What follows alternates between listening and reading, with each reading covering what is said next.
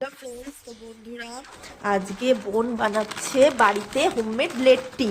তো লেট্টি হচ্ছে একটা বিহারিদের জনপ্রিয় খাবার। লেট্টি চোখা যে বলে লেট্টি, সেটাই ও এখন বানাবে। তার জন্য ও নিয়েছে আটা, আর বেশি আটা আর অল্প ময়দা, তাই তো ময়দা আটা এখানে দুটো একসাথেও মিশিয়ে নিয়েছে, নিয়ে একটা বাটির মধ্যেও নিয়ে নিচ্ছে। আর ও এই লেট্টিটা খুব ভালোই বানায়, এর আগেও বানিয়েছিল।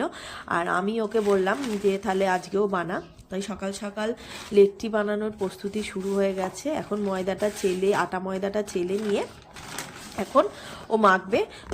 তো বন্ধুরা, কি কি দেবে একটু আপনাদের সাথে শেয়ার করে নিচ্ছি। তো দিচ্ছে নুন, তো লেট্টিটা বানানো মানে আটাটা মাখার জন্য কি কি দিচ্ছে। আর এখানে দিচ্ছে তেল, সাদা তেল আর নুন দিয়ে দিল।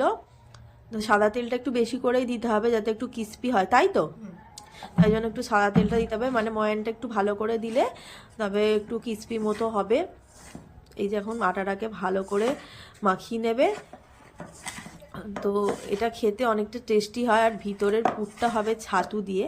তো চলুন বন্ধুরা, দেখতে থাকুন রেসিপিটা, আশা করি আপনাদের ভালো লাগবে।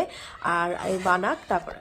তো এখন দেবে আটা ময়দাটা মাখার জন্য জল দিয়ে ভালো করে এখানে মাখতে হবে।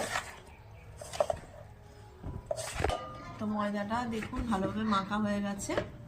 তো এখন এটাকে চাপা দিয়ে রেখে দিবি তো আধ ঘন্টা। তো ময়দাটাকে এখন চাপা দিয়ে রাখা থাকবে আধ ঘন্টা। তো বন্ধুরা, এখানে ছাতু মানে পুরটা দেওয়ার জন্য ছাতু রেডি হচ্ছে। আর এখানে পেঁয়াজ, কাঁচা লঙ্কা, আদা, এটা হচ্ছে লেবু। রসুন দিবি না? তো বন্ধুরা, এখানে সব চপ করে রাখা আছে। এখানে আছে পেঁয়াজ কুচি, কাঁচা লঙ্কা কুচি, রসুন কুচি, আদা কুচি, আর এখানে ছিল ছাতু, আর আছে আধখানা লেবু। তো এখন দেবে আচার, এটা হচ্ছে লঙ্কার আচার। আচারের একটু মানে ভেতর থেকে মশলাটা একটু দেবে। আর কি দেবে দেখা যাক, বলছি।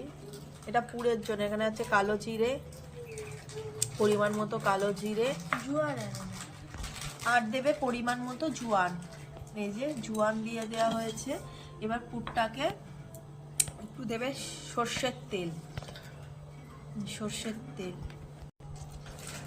সবশেষে যাবে নুন, পরিমাণ মতো নুন, লেবু, আর যাবে লেবু, একটুখানি লেবু। এই লেবুর রসটা দিয়ে দেওয়া হলো।